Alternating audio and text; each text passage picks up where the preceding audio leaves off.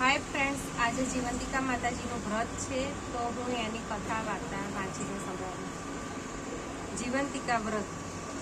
આ વ્રતની શરૂઆત શ્રાવણ માસના પહેલા શુક્રવારથી થાય છે અને જો કોઈ તકલીફ હોય તો આપણે બીજા શુક્રવારથી પણ કરી શકીએ છીએ। વ્રત કરનારે સવારે વહેલા ઉઠી નાહી ધોઈ લાલ વસ્ત્રો પહેરવા, 5 દિવેટનો દીવો કરી एक पाटला ऊपर दीवो मूकी पत्र पुष्प चोखा कंकु वगैरह थी जीवंतिका देवीनु पूजन करवुं। भक्ति भावपूर्वक वंदन करी माने प्रार्थना करी तेमनी कथा वार्ता वांचवी। माताजीने प्रसादमां लापसी के सीरो करीने नैवेद्य धराववुं। जमणा हाथमां चोखा राखीने माताजीनी आगळ हृदयनी भावना रजू करवी अने पछी चोखाना दाणाने चारे दिशामां नाखी मननो संकल्प माताजी आगळ रजू करवो। माताजीने धरावेलो प्रसाद व्रत करनारे आरववो। एक ज समय प्रसाद लेवो। ए दिवसे पीळा वस्त्रो पहेरवा नहीं। वर्षों पहला मिहिर नामनो राजा थई गयो। आ राजानी राणीनुं नाम सुलक्षणा। राजा राणी बधी वाते सुखी हता, पण तेमने एक ज वातनुं दुख हतुं, तेमने शेर माटेनी खोट हती। एમને એક પણ સંતાન હતું નહીં, તેથી રાણીબા ચિંતામાં સુકાતા જતા હતા। એક દિવસની વાત છે, રાણી ઉદાસ મને ઓરડામાં બેઠી હતી, તેવામાં ત્યાં એક દાસી આવી ચડી। દાસી સુયાણીનું કામ પણ કરતી હતી, એટલે ગામમાં કોઈને સુવાવડ આવે તો સૌ તેને બોલાવે। દાસી રાણીના મનની વાત કળી ગઈ।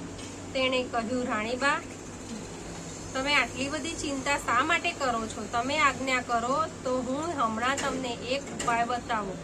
રાણીએ કહ્યું, બોલ, શું ઉપાય છે? દાસીએ ધીમેથી રાણીના કાનમાં કહ્યું, જો રાણીબા, ગામમાં એક બ્રાહ્મણીને 3જો મહિનો જાય છે। આજથી તમે પણ સગર્ભા છો એવો ઢોંગ કરો અને પછી બાકી આગળનું કામ હું સંભાળી લઈશ। દાસીની વાત સાંભળી રાણીએ પ્રથમ ખચવાટ અનુભવ્યો, પણ દાસીએ તેમને કહ્યું, તમે બીઓ નહીં, આ વાતની કોઈને ખબર પણ નહીં થાય। રાણીએ દાસીની વાત માની લીધી। પોતે ગર્ભવતી છે એવી વાત ફેલાવવા માંડી। આ વાતને 7 મહિના વીતી ગયા। ત્યાં બ્રાહ્મણીએ મધરાતે દાસીને તેડાવી। બ્રાહ્મણીએ પુત્રને જન્મ આપ્યો।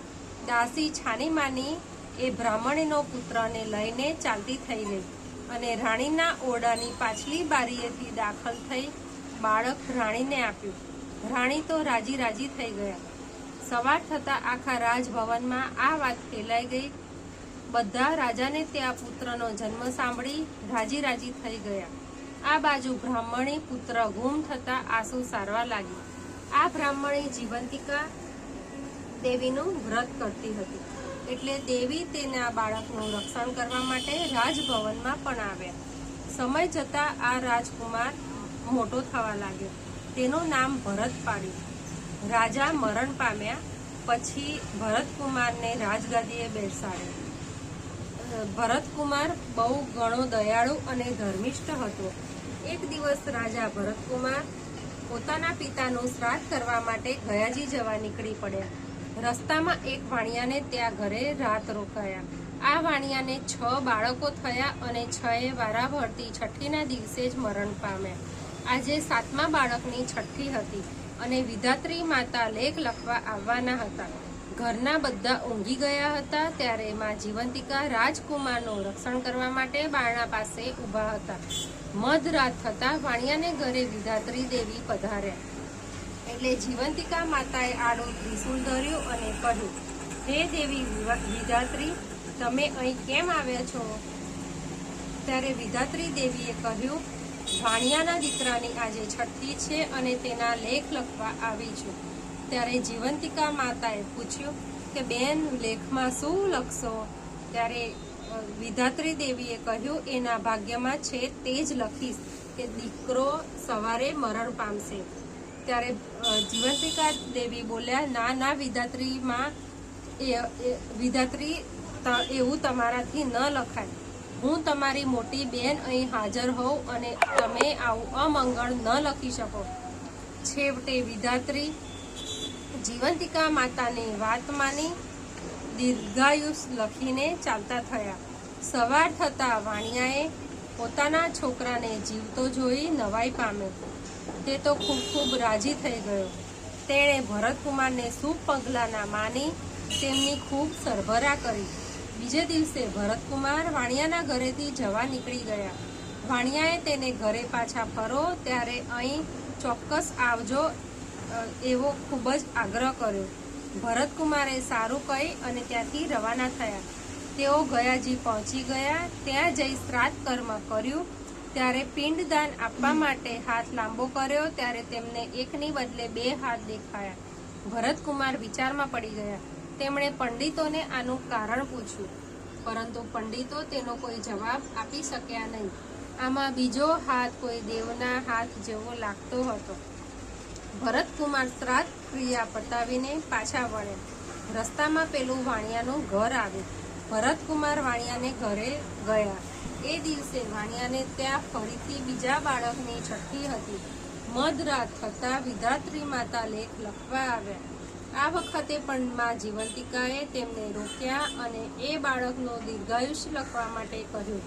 વિધાત્રીએ તેમના કહ્યા પ્રમાણે કર્યું અને લેખ લખીને પાછા આવ્યા. પછી વિધાત્રી માતાએ માને પૂછ્યું કે દેવી જીવંતિકા, તમે આ વાણિયાને ઘરે કેમ પધાર્યા છો? એટલામાં રાજકુમારની ઊંઘ ઉડી ગઈ. તેને કોઈક વાત કરી રહ્યું હોય તેમ લાગ્યું. તે ચૂપચાપ વાત સાંભળવા લાગ્યો. દેવી જીવંતિકા બોલ્યા, દેવી વિધાત્રી, આ રાજકુમારની માતા વર્ષોથી શુક્રવારે મારું વ્રત કરે છે. તે દિવસે પીળા વસ્ત્રો કે પીળા અલંકારો ધારણ કરતી નથી, ચોખાના પાણીને ઓળંગતી નથી કે પીળા માંડવા નીચે જતી નથી. તેથી મારે આ રાજકુમારની રક્ષા કરવી પડે છે. એ જ્યાં જાય ત્યાં મારે જવું પડે છે. તેના લીધે હું આજે વાણિયાના ઘરે છું. જ્યાં સુધી વાણિયાને ઘરે મારો વાસ હોય ત્યાં સુધી હું તેના બાળકનું અહિત સી રીતે થવા દઉં? ભલે કહી વિધાત્રી દેવી જતા રહ્યા. સવાર થતાં વાણિયાએ જોયું તો તેનો બીજો દીકરો પણ જીવતો જણાયો. એને લાગ્યું કે નક્કી આ કોઈ મહાન માણસ છે. થોડા દિવસમાં ભરતકુમાર રાજમહેલમાં પાછો આવ્યો. આવીને તેણે તેની માતા રાણીમાને પૂછ્યું, માં, તમે કયું વ્રત કરો છો? ત્યારે એની માતાએ કહ્યું, બેટા, હું તો એકેય વ્રત કરતી નથી. આ સાંભળી રાજકુમારને નવાઈ લાગી. તેને ખાતરી થઈ ગઈ કે આ મારી સગી માં નથી. તેણે તેની માને શોધી કાઢવાનું નક્કી કર્યું. જ્યારે શ્રાવણ માસનો પહેલો શુક્રવાર આવ્યો ત્યારે રાજા ભરતકુમારે આખા નગરમાં ઢંઢેરો પીટાવ્યો કે આજે નગરની બધી સ્ત્રીઓ પીળા વસ્ત્રો પહેરીને જમવા આવે. કોઈએ ઘરે રહેવું નહીં. બધી સ્ત્રીઓએ પીળા વસ્ત્રો પહેરીને જમવા આવી. રાજકુમારે નગરમાં તપાસ કરાવી કે કોઈ બાકી તો રહ્યું નથી ને. તપાસ કરતા માલુમ પડ્યું કે એક બ્રાહ્મણી આવવાની ના પાડે છે. એણે માં જીવંતિકામાંનું વ્રત કર્યું હોવાથી તે પીળા વસ્ત્રો નહીં પહેરે. રાજા ભરતકુમાર આખી વાત સમજી ગયો. તેણે બ્રાહ્મણી માટે લાલ વસ્ત્રો મોકલ્યા. બ્રાહ્મણી લાલ વસ્ત્રો પહેરીને આવી. રાજકુમાર પોતાની માને જોઈ ખૂબ જ રાજી થઈ ગયો. માં દીકરો સામસામે મળતા જ બ્રાહ્મણીના સ્તનમાંથી દૂધની સેર નીકળી રાજકુમારના મોંમાં પડી. આ જોઈને બધા અચરજ પામ્યા. રાજકુમારે રાણીમાને આ બાબતે પૂછતા રાણીએ રડતા રડતા સઘળી હકીકત જણાવી દીધી. રાજકુમાર પેલી બ્રાહ્મણીને માં કહીને ભેટી પડ્યો અને તેને પોતાની સાથે રાજમહેલમાં રાખી. જીવંતિકા માના વ્રતના પ્રભાવથી બ્રાહ્મણીને પોતાનો ખોવાયેલો દીકરો પાછો મળ્યો અને માતાજીએ એનું રક્ષણ કર્યું. હે માં જીવંતિકા, તમે જેવું બ્રાહ્મણના બાળકનું રક્ષણ કર્યું તેવા વ્રત કરનાર સૌના બાળકનું રક્ષણ કરજો અને સુખ સંપત્તિ આપજો. જય માં જીવંતિકા.